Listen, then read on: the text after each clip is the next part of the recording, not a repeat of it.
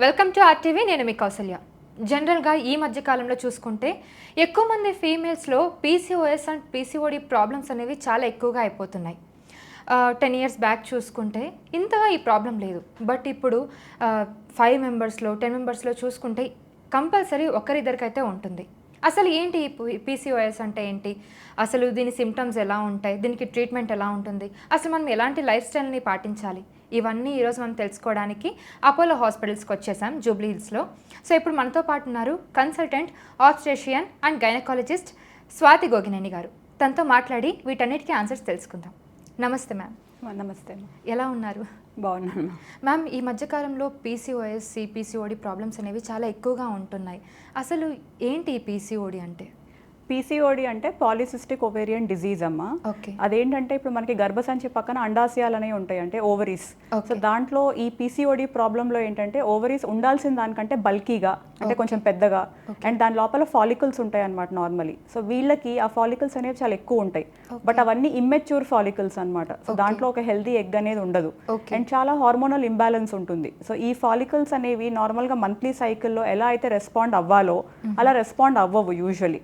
So అవి సరిగ్గా grow అవ్వవు. సో గ్రో అవ్వనప్పుడు ఏంటంటే మనకి టైంకి ఎగ్ రిలీజ్ అవ్వకపోవచ్చు. సో దానివల్ల చాలా హార్మోనల్ ఇంబ్యాలెన్స్ అనేది బిల్డప్ అవుతుంది వాళ్ళ బాడీలో.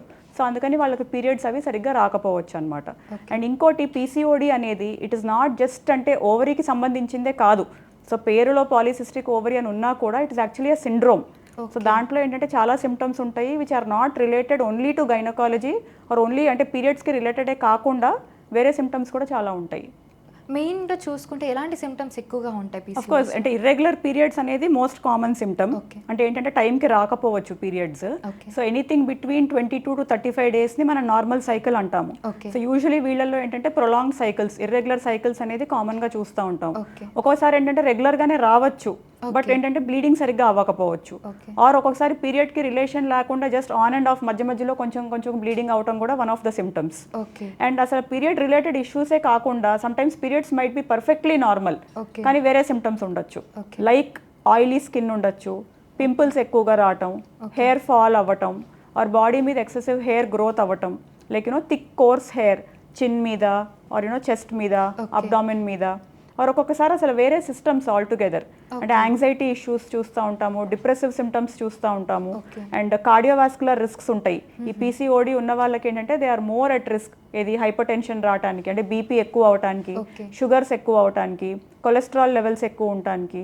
సో మీరు అన్నట్టు ఏంటంటే 10 years బ్యాక్ 20 years బ్యాక్ ఇది ఓన్లీ అంటే ఒబేసిటీకి రిలేటెడ్ ఇష్యూ లాగా స్టార్ట్ అయ్యింది, అంటే ఒబీస్గా ఉండే వాళ్ళకే అని.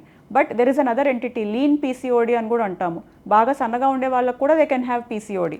సో ఏంటంటే వెయిట్ అనేది it is one of the issues, but only weight వల్లే వస్తుంది అనేది కూడా కాదు. It is multifactorial. There are so many reasons.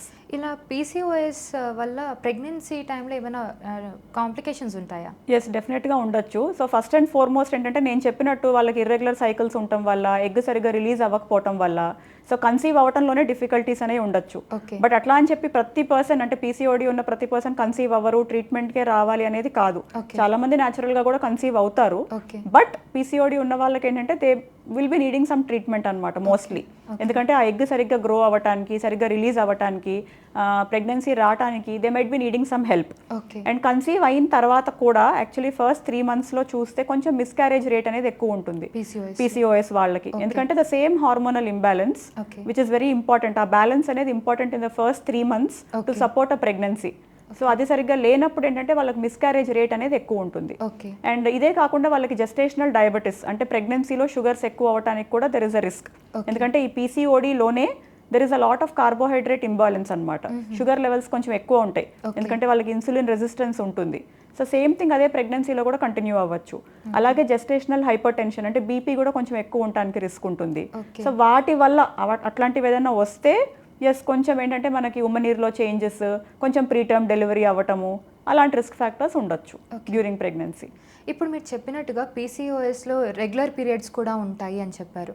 అలాంటి సిచ్యువేషన్లో ప్రెగ్నెన్సీకి ఇబ్బందులు ఏమైనా ఉంటాయి? అంటే ఓవరీస్ ఏదన్నా మంచిగా ఉండకపోవడం, హెల్దీ ఓవరీస్ ఉండకుండా ఉంటాయా? అంటే యూజువలీ అంటే హెల్దీ ఓవరీస్ అని కాదు, మెయిన్లీ ఏంటంటే రెగ్యులర్ పీరియడ్స్ వస్తున్న వాళ్ళకి మోస్ట్ ప్రాబబ్లీ వాళ్ళకి ఓవ్యులేషన్ కూడా టైంకే జరగచ్చు. సో యూజువలీ ఓవ్యులేషన్ టైంకి జరిగినప్పుడు ప్రెగ్నెన్సీ రావడంలో మేజర్గా అంటే ఇష్యూస్ ఏమి ఉండకూడదు, ప్రొవైడెడ్ అదర్ ఫ్యాక్టర్స్ అని నార్మల్గా ఉంటే.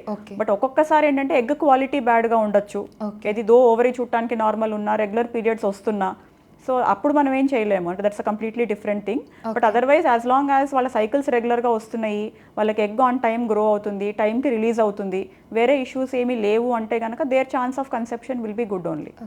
బాగా ఇర్రెగ్యులర్ సైకిల్స్ ఉన్న వాళ్ళకి those cases might be needing some treatment అనమాట. అసలు మెయిన్ కాజ్ ఏంటి PCOS? To tell you it is multifactorial, అంటే స్పెసిఫిక్గా ఇదే రీజన్, సో ఈ టాబ్లెట్ ఇస్తే వీ కెన్ ఎరాడికేట్ దట్ అనేది లేదు అన్ఫార్చునేట్లీ. It is multifactorial. కొంచెం జెనెటిక్ కాంపోనెంట్ ఉంది, you know with a family history playing a role, unhealthy lifestyle, so అది unhealthy dietary pattern, lack of exercise అన్నీ కలిపి, weight fluctuations. Okay, so obese వాళ్ళలో చూస్తున్నాము, but again lean వాళ్ళలో కూడా. Okay, so present day unhealthy lifestyle వల్ల ఏంటంటే that rapid gaining weight అనేది it is one of a negative factor అనమాట. అది కాకుండా another thing is even pollution to blame. ఇప్పుడు so much of hormone injection that we are doing from outside, that also is a contributory factor. And కొంతవరకు stress, strain, everything. So it is actually multifactorial.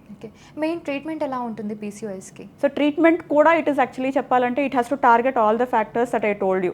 So it is not that you know ఈ medicine వాడితే PCOD అనేది eradicate అయిపోయింది అనేది లేదు. That is what we tell all patients. So first and foremost ఏంటంటే వాళ్ళ life స్టైల్ని మాడిఫై చేసుకోవాలి. అంటే ఏంటంటే they have to take a healthy diet.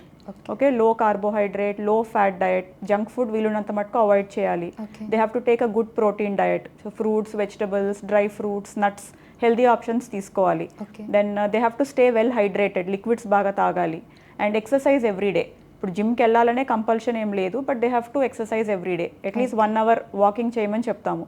మరి లీన్గా ఉన్న వాళ్ళు కూడా చేయాలి. అంటే ఇట్ ఇస్ నాట్ ఇంకా వెయిట్ తగ్గమని కాదు, బట్ ఏంటంటే ఈ PCOD ఉన్న వాళ్ళకి బాడీలో చాలా రెసిస్టెన్స్ ఉంటుంది. సో ఎక్సర్సైజ్ చేస్తే ఏంటంటే ఆ రెసిస్టెన్స్ అనేది ఇట్ విల్ డిక్రీజ్. సో వాళ్ళ ఓవరీస్, వాళ్ళ ఎండోమెట్రియల్ లైనింగ్ అవన్నీ బెటర్గా రెస్పాండ్ అవుతాయి. So any treatment with PCOD I think should start with a healthy lifestyle and then hormones. So అది ఇర్రెగ్యులర్ పీరియడ్స్ అంటే దానికి ట్రీట్ చేస్తాము, ఏదైనా ఫ్లో ప్యాటర్న్లో అబ్నార్మాలిటీస్ ఉంటే దానికి ట్రీట్ చేస్తాము, బట్ వాటి షేర్ ఆఫ్ సైడ్ ఎఫెక్ట్స్ వాటికి ఉంటాయి and we cannot give them on a long term basis.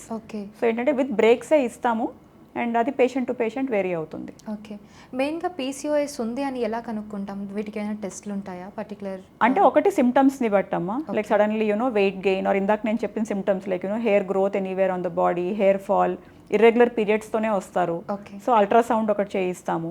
And of course certain blood test కూడా, ఇప్పుడు like for example hair growth or hair fall కొన్ని androgen related test ఉంటాయి. ఇప్పుడు insulin resistance, carbohydrate intolerance అని చెప్పాను, so దానికి blood sugar test, insulin levels and certain other hormone test, thyroid, prolactin అవి కూడా చూసుకుంటాం అనమాట, అవన్నీ బ్లడ్ టెస్ట్. ఓకే, ఇలా PCOS తొందరగా కనుక్కోకుండా ఇంకా ఎక్కువగా ప్రొలాంగ్ అవుతూ ఉంటే కాంప్లికేషన్స్ ఏమైనా ఉంటాయా? రిస్క్ ఫ్యాక్టర్స్ ఏమైనా ఉంటాయా? అంటే ఒకటి ఏంటంటే తెలుసుకోకుండా వాళ్ళు వెయిట్ గెయిన్ అవుతూ ఉంటారు, సో లోపల బిల్డప్ అయ్యే రెసిస్టెన్స్ అది వర్సన్ అవుతూ ఉంటుంది. సో అప్పుడు ఏంటంటే బాగా వెయిట్ ఎక్కువ పెరిగినప్పుడు కూడా వాళ్ళకి మళ్ళీ తగ్గటం ప్రాబ్లం, ఆ టిష్యూస్ మళ్ళీ రెస్పాండ్ అవ్వటం కూడా టైం పడుతుంది. సో పీరియడ్ సరిగ్గా రాకపోవచ్చు, అంటే బాగా రెసిస్టెంట్ స్టేట్లోకి వెళ్ళిపోతారు అనమాట.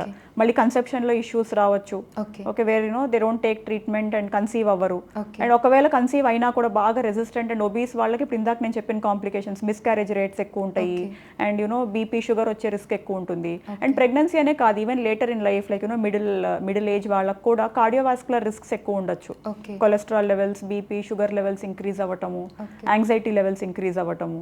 So there are treatments for everything. అంటే స్పెసిఫిక్గా ఈ ఒక్క మందు వాడితే మొత్తం ఎరాడికేట్ అవుతుంది అని కాదు. సో మీకు whatever symptom is actually troubling you, దానిని మనం సిమ్టమాటిక్గా ట్రీట్ చేసుకోవాలి. And if we don't do that in time, as they might land in issues. Okay, ఇప్పుడు PCODని కంప్లీట్గా ట్రీట్ చేయొచ్చా?